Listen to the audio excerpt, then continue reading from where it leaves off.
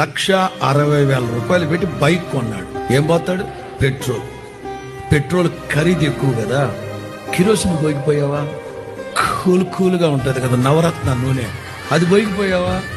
ఎర్రగా బాగుంటుందిగా, పోయిడా? ఏ అంటే చీపే కదా నవరత్న నూనె, చల్లగా ఉంటది కదా, ఇంజిన్ వేడెక్కకుండా పోయిడు. ఏ 1,00,000.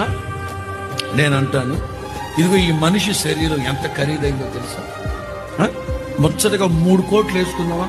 జస్ట్ 3 కోట్లు, 3 కోట్ల రూపాయలు ఖరీదైన ఈ దేహంలో బ్రాందీ దాగి, సారా తాగి సిగ్గుపడాలి. 2 తెలుగు రాష్ట్రాలు సిగ్గుపడి చచ్చిపోవాలి.